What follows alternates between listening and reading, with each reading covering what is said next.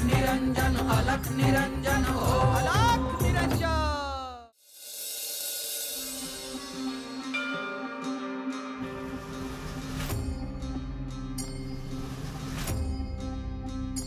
शुभम भवतु। गुरुदेव, माझ्यासाठी काय आज्ञा आहे? जालिंदर, तू पूर्व दिशेला प्रस्थान कर। तुझ्याकडे जे अग्नितत्व आहे त्याचा सदुपयोग तू नाथपंथाच्या कार्यासाठी करून घे।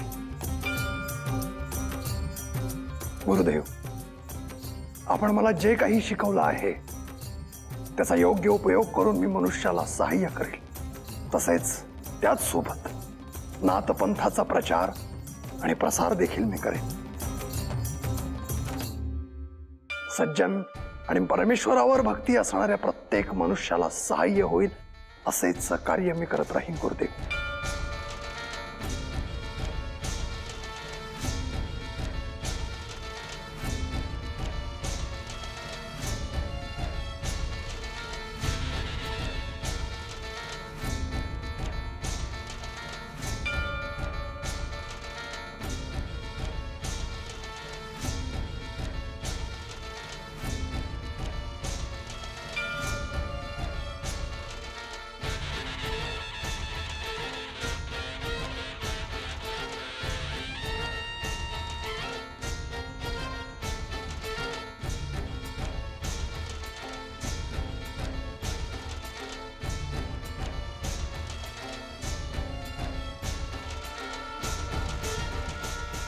शुभम भवतु।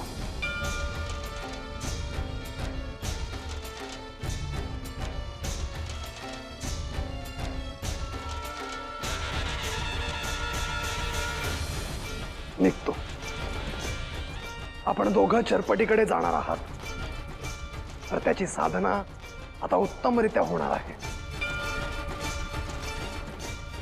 तू आणि गानिव या दोघांनी चरपटीला स्वत्वाची ओळख करून दिली आहे। हे कार्य फार मोठं झालं आहे, त्यामुळे आम्हाला निश्चितच पुढचं कार्य सुलभ होणार आहे।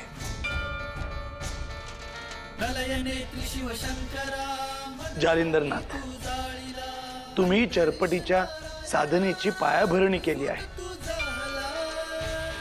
आम्ही त्यावर कळस चढवण्याचं कार्य करू। नक्कीच करा। तुम्ही चरपटीला जी शिकवण देणार आहात त्याने तो लवकरच सिद्धत्वाला पोहोचेल। जालिंदरनाथ, सगळ्यांसमवेत घालवलेले क्षण अलौकिक होते।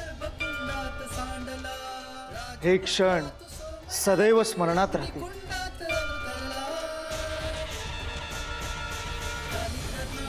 आदेश अलख निरंजन।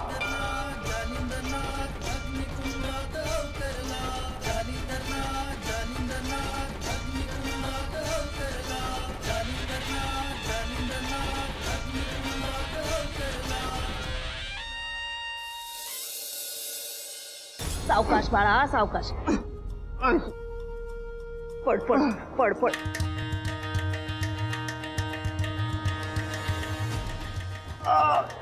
हा, मी आहे बाहेर, काही लागलं तर हाक मार बर का? हा, मी बाहेरच आहे, कळलं ना?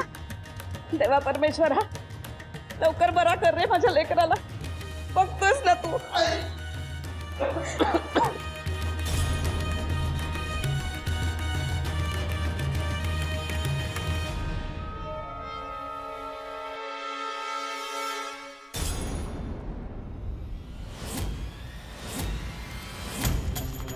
चंद्रा, सत्यश्रवा, बाहेर या।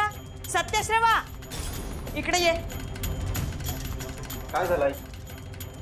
सत्यश्रवा, चरपटीचं काय चाललंय हे घरात? काय चालवलंय म्हणजे? अरे तो डोळे मिटून काय करतोय? कुठला जप करतोय का तो?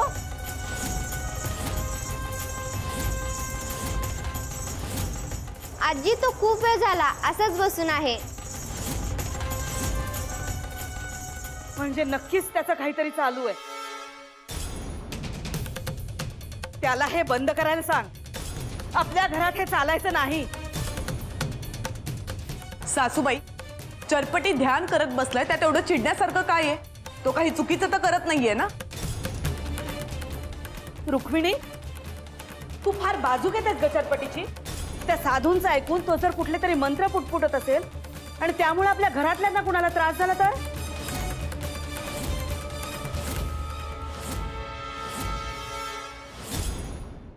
सासूबाई, चरपटी असं काही चुकीचं करणार नाही. नाथ त्याला तसं करू देणार नाही.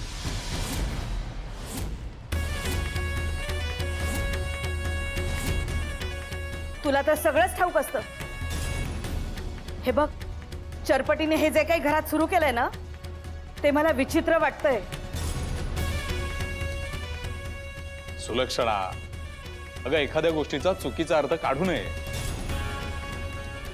थांब, मीच त्याला थांबवते.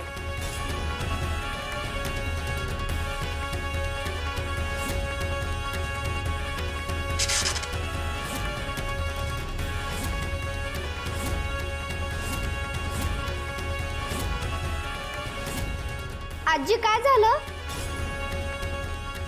जरा जरा हाताला वात आला. करू दे त्याला द्या.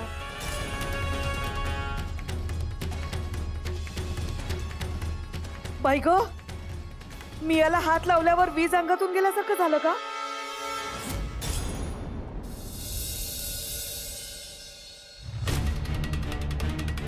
आई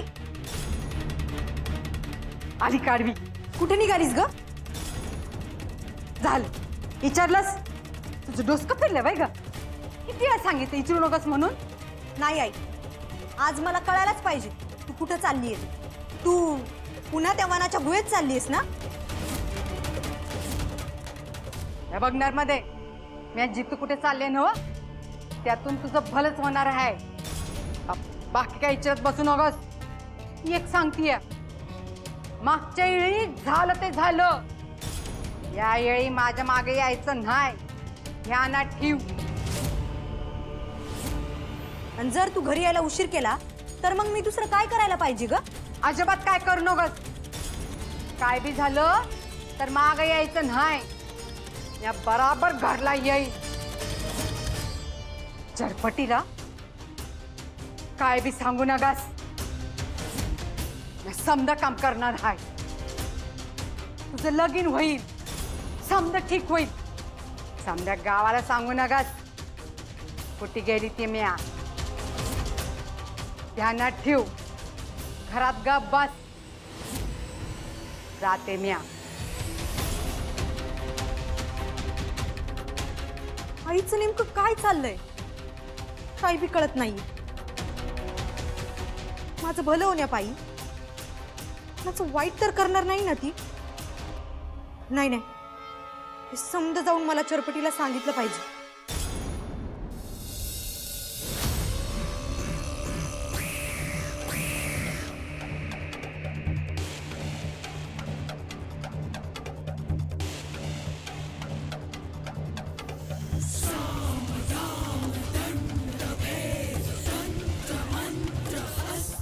देवा, म्या मोठी पूजा बांधलेली हाय. समजा इथे करून झालाय.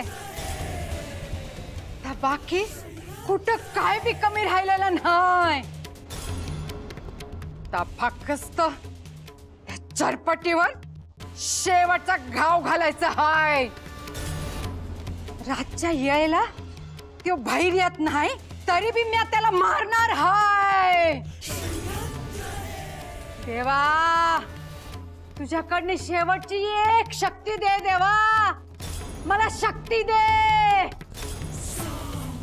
ती अशी पाहिजे की त्या चरपटीचा जीव जागीच गेला पाहिजे. मग बघ त्याला मारून तुझ्या मोहरा आणते की नाही. तुला दिलेली येळ संपली अंजनाई. त्या येळेत कराया दिलेलं काम तुझ्याकडून पुरं झालं नाही. चरपटीला मारणं किती गरजेचं होतं ते तुला ठाव नाही. तो चरपटी माझ्यासारख्या शक्तींना पुढे जाऊन लई त्रास देणार आहे. त्याला लहान असतानाच संपवलं नाही तर उद्या तो माझा काळ बनून उभा राहील. अंजनाई, तुला दिलेल्या कामाला तू साधं समजून लई मोठी चूक केली आहे आणि चुकीला माझ्यापाशी थारा नाही. नाही देवा, नाही नाही, असं करू नका देवा. देवा देवा, मला अनेक एक सांगितली दे देवा, असं करू नको देवा. या गोष्टीला आता तेवढा वेळ उरला नाही. तिकडं चरपटची साधना सुरू झाली आहे. तुला वाटलं होतं हे काम करशील, पर त्या लहान पोरामुळं तू हरली. नाही देवा, नाही, मी हरली नाही. नाही, त्या चरपटीवर एक शेवटचा वार करू दे, मग ते चरपटी मरतो की नाही बघ देवा. चरपटीचं बी पाहून घेईन. तू आता मरणारा तयार राहा. नाही नाही नाही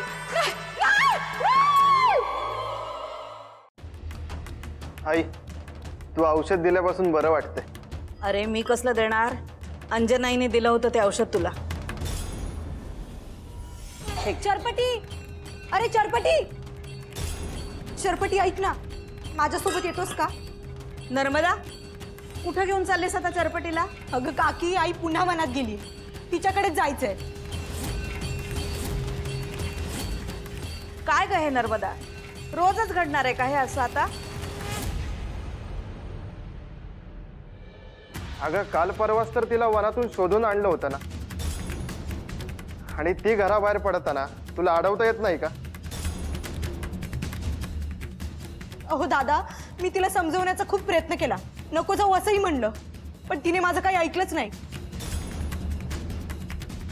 अगं पण अंजनाई वनात जाऊन नेमकी कसली पूजा करते? त्याबद्दल ती मला काहीच सांगत नाही. मला तिची काळजी वाटायला लागली म्हणून चरपटीला सांगायला आली. अगं हो नर्मदा, पण चरपटी तरी असं किती वेळा मदत करणार, आणि अंजनाईला कळायला नको असं एकट्याने वनात जाऊ नये. तिला तिकडे जायला भीती नाही वाटत का? मागे एकदा अंजनाई गावाबाहेर बेशुद्ध पडली होती. तिला स्वतःची काळजी नाहीये का?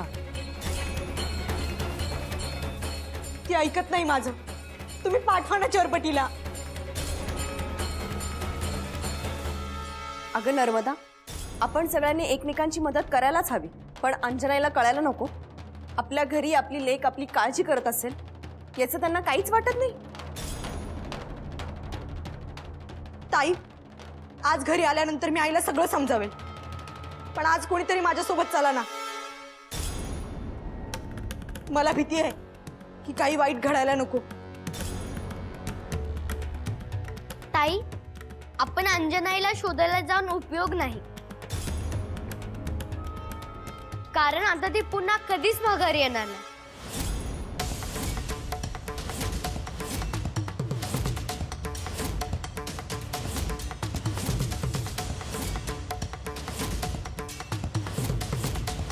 चरपटी, अरे असं काही बोलू नकोस रे.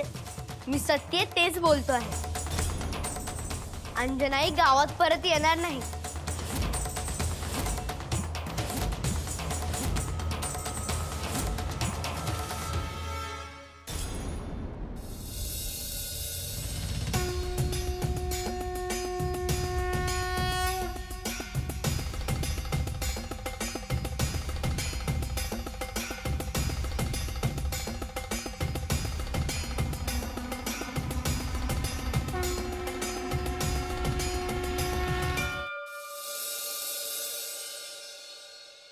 सकाळी नर्मदा आली होती अंजनाई वनात कुठेतरी गेली म्हणून सांगायला. आता संध्याकाळ झाली, अंजनाई घरी परत आली आहे का नाही कुणास ठाऊक. मला काय वाटतं, अंजनाई अजून घरी आली नसणार. ती जर घरी आली असती तर आपल्याला काहीतरी कळालं असतं. या अंजनाईचं काय सुरू असतं देवाच ठाऊक. काकी, अहो काकी. अगं नर्मदे, काय झालं रडायला? अहो काकी, अंधार पडून गेला पण तरी आई अजून घरी नाही आली. आता तुम्हीच सांगा मी काय करू. तुम्हाला मागच्या वेळेला ती जिथे सापडली होती तिथे तर गेली नसेल ना? त्याविषयी काहीच माहित नाहीये, पण ते ठिकाण वनाच्या खूप आतमध्ये आहे. तिथं मी एकटी जाऊ शकत नाही. तुम्ही सगळे चला ना माझ्यासोबत. म्हणजे अंजनाईने स्वतःचा जीव धोक्यात टाकलाच आणि त्यासोबत इतरांचा जीव सुद्धा टांगणीला लावला. मला वाटतं आपण काहीतरी करायला हवं. अरे पण मग आपण तिला शोधायचं कुठं? ताई चल, मी तुला सांगतो की अंजनाई कुठं आहे ते. चरपटी, मागच्या वेळेला तुला जाऊ दिलं, पण या वेळेला तू एकट्याने जायचं नाहीस. ओ दादा, काका, तुम्ही समजे चला ना माझ्यासोबत. एवढ्या वेळी आईला हुडकायला मदत करा.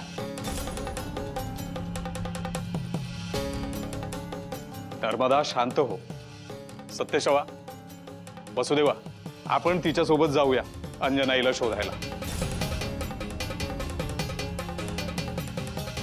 हो अण्णा, आपण जाऊयात नर्मदा बरोबर. न करो, पण अंजनाईला काही झालं असेल तर तिला घरी आणण्यासाठी कोणीतरी बाई माणूस सोबत हवं. मी येते तुमच्या बरोबर. सासूबाई, आम्ही येतो तुमच्या सोबत. हो. आई, मी घरी एकटी नाही थांबणार. बरं, तूही चल. तुमचे समध्यांचे लय उपकार झाले. चरपटी, पण तिथे गेल्यावर सांगशील ना, नाहीतर वनात गेल्यावर म्हणशील मला माहित नाही म्हणून. हो, मला माहितीये. तुम्ही चला.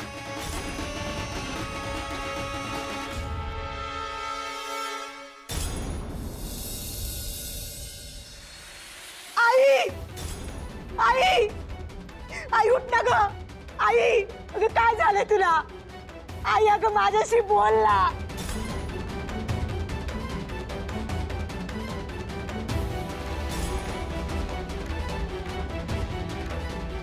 अंजनाई इथे कशासाठी आली असेल?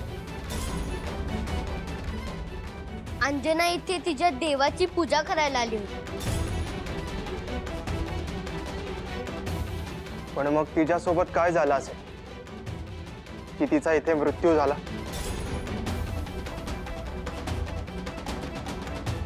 ज्या शूद्र शक्तींची ती पूजा करत होती त्या शूद्र शक्तींनी तिचा घात केला. म्हणजे नेमक्या कसल्या शक्ती? आपल्यापैकी कुणालाही कल्पना नाही की अंजनाई तिच्या मूळ रूपात कोण होती. दैत्य कुळातील दुष्ट शक्तींशी ती जोडलेली होती. ते खूप मोठं कट कारस्थान करत होते, पण ते कुणाच्याही ध्यानात आलं नाही. अरे पण छरपटी बाळा, तुला हे सगळं कसं माहित? मी तिला इथे येताना पाहिलं होतं आणि नाथांनी मला जे शिकवलं होतं त्यातून मला तिचं मूळ रूप जाणवलं.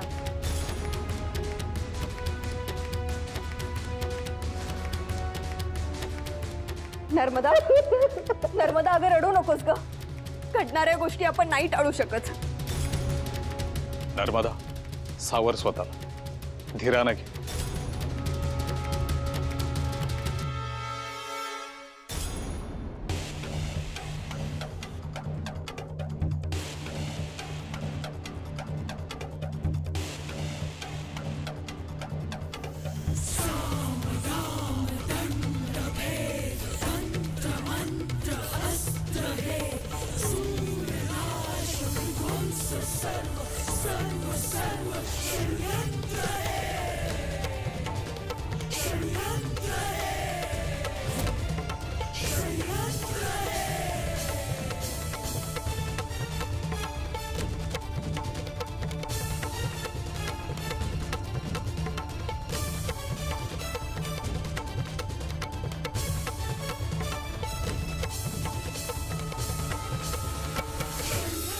हे रक्तबीज राक्षसासारखं आहे. एक गेला तरी त्यातून अनेक राक्षस तयार होतात. ह्यातून एक अजून मोठा राक्षस येणार आहे.